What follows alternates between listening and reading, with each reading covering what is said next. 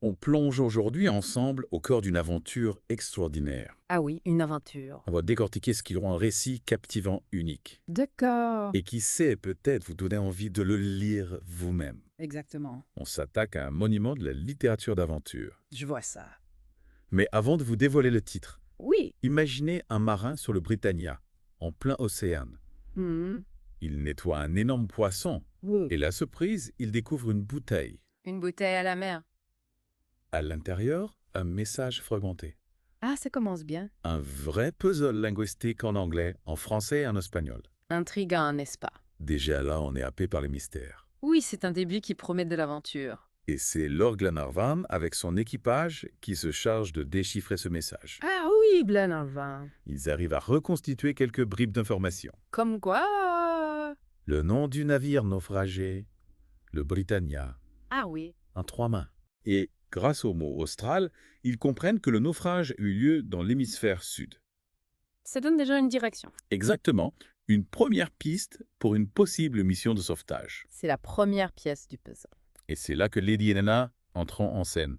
Lady Helena, Touchée par l'appel à l'aide, elle décide de tout quitter pour partir à la recherche des naufragés. un acte de courage admirable. Oui, la population de Glasgow l'admire pour son geste. Elle incarne la compassion et la détermination. Cette détermination, on la retrouve aussi chez l'équipage du Duncan. Le Duncan Cam. Oui, le navire qui va les emmener dans cette aventure. Ah d'accord.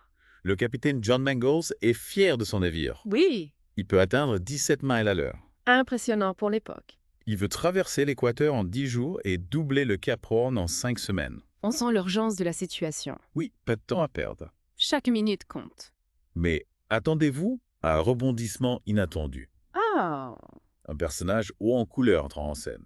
Jacques Paganel, membre de la Société de géographie. Un géographe. Oui, mais un géographe un peu distrait. Comment ça? Il se trompe de navire. Oh non. Il pensait embarquer sur le Scotia pour l'Inde. Et il se retrouve sur le Duncan. Exactement. Incroyable. Il réalise son erreur et s'exclame. Le Duncan.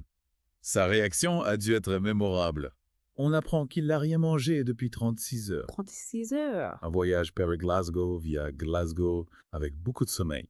Le pauvre. Mais au lieu de s'inquiéter, sa première pensée est pour le déjeuner.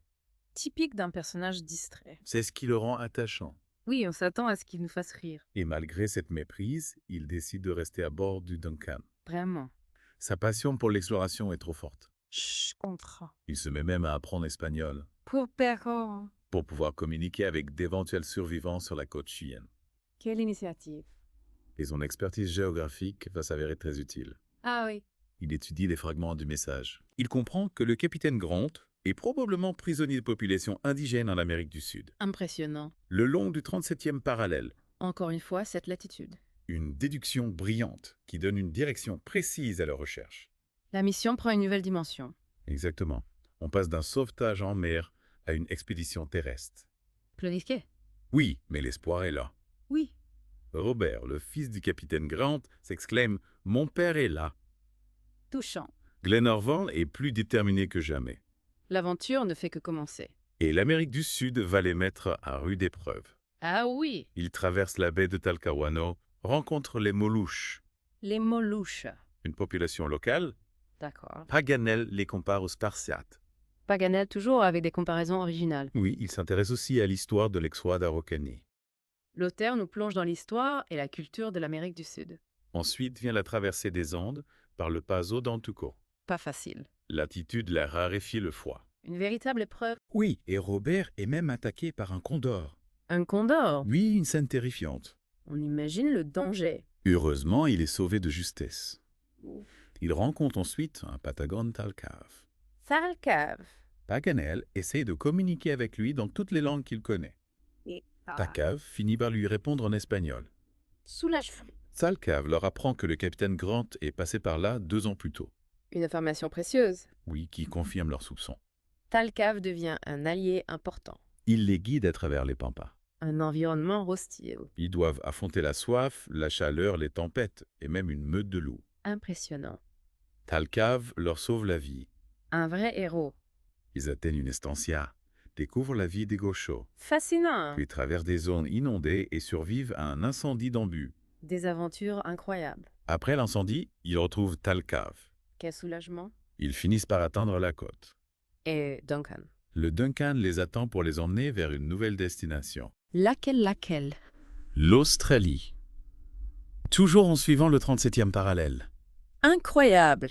Paganel, bien sûr, est intarissable sur l'histoire de l'exploration australienne. Il connaît tout.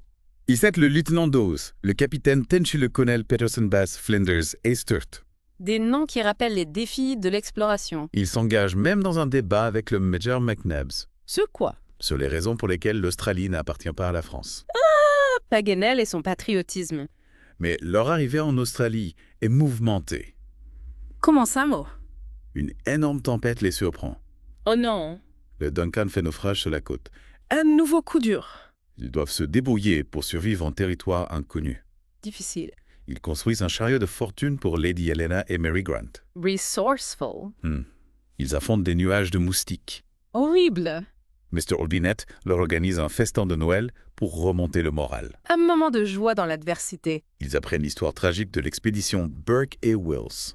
Un rappel des dangers de l'exploration. Ils croisent des évadés de bagne. Genre.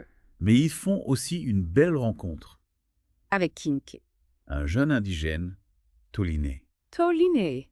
Il est avide de savoir et veut aider son peuple. Une rencontre positive.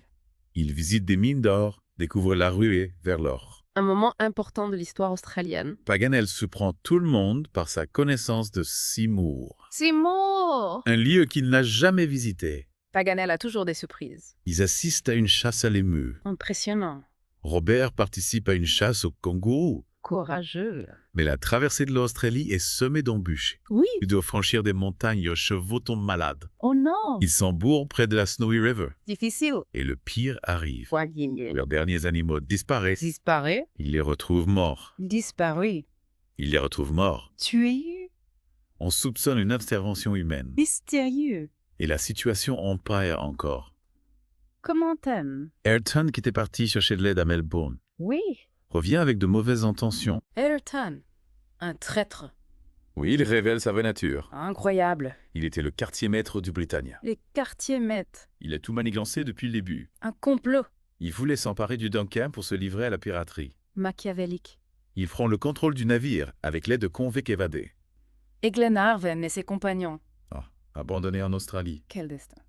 Mais il ne baisse pas les bras. Non. Ils construisent un radeau et atteignent la Nouvelle-Zélande. La Nouvelle-Zélande. Mais là encore, le danger les attend. Le quai. Les Maoris. Les tribus maoris. Ils sont capturés. Glenarvan. Lady Helena, Les mers. Robert Paganel, John Mangles Wilson et Mulrady. Un groupe important. Mais Robert réussit à s'échapper. Robert. Il découvre que son père est retenu prisonnier dans un pas maori. Le capitaine Grant. Oui, il est vivant. Quelle joie. Robert organise leur évasion. Incroyable. Ils sont poursuivis par les Maoris. Dangereux. Mais un événement inattendu les sauve. Le volcan Maunganamu entre en éruption. Une éruption volcanique. La panique sème la confusion parmi les Maoris. Ils en profitent pour s'enfuir. Ils traversent des paysages désolés marqués par l'activité volcanique. Des Gézés des Solfatara. Ils atteignent finalement une mission chrétienne. Ils l'ont sauvé. Ils embarquent sur un steamer. Pour rentrer chez eux. En route, ils croisent un navire. Le Duncan. Ils pensent d'abord qu'il est toujours aux mains d'Ayrton. Angoisse. Mais non, c'est bien le Duncan. Ah. Mais avec l'équipage loyal aux commandes, Ils ont repris le contrôle. ils ont démasqué Ayrton. Justice est faite. Horizon est abandonné sur une île déserte. L'île Tabor. Et la surprise, Une surprise. sur cette île, ils découvrent le capitaine Grant Vivant. et deux de ses hommes. Après toutes ces années. Les retrouvailles sont chargées d'émotions. Un moment intense. Le capitaine Grant retrouve ses enfants. Un dénouement heureux. Ils retournent tous en Écosse sains et saufs. Une fin magnifique. Ah oui, et j'oubliais. Ah. Pendant sa captivité chez les Maoris, Paganel s'est fait tatouer, Tatoué. des pieds aux épaules. Paganel toujours prêt à vivre des expériences uniques. Voilà un aperçu de cette incroyable aventure. Une histoire qui nous transporte à travers le monde. Un mélange de mystère, d'exploration, de danger et de courage. Avec des personnages attachants et hauts en couleur. Si ces extraits vous ont donné envie d'en savoir plus, N'hésitez pas à lire le livre. vous y découvrirez des paysages grandioses, des rencontres inattendues et des rebondissements à chaque page. Un vrai chef-d'œuvre de la littérature d'aventure. Pour une immersion totale, nous vous conseillons l'édition illustrée. chez Éditions Kiel. Disponible sur Amazon.fr. Des illustrations magnifiques qui donnent vie au récit Un livre à offrir ou à s'offrir. pour revivre cette aventure extraordinaire. Merci de nous avoir suivis dans cette plongée. À bientôt pour une nouvelle exploration. Au cœur des récits qui ont marqué l'histoire.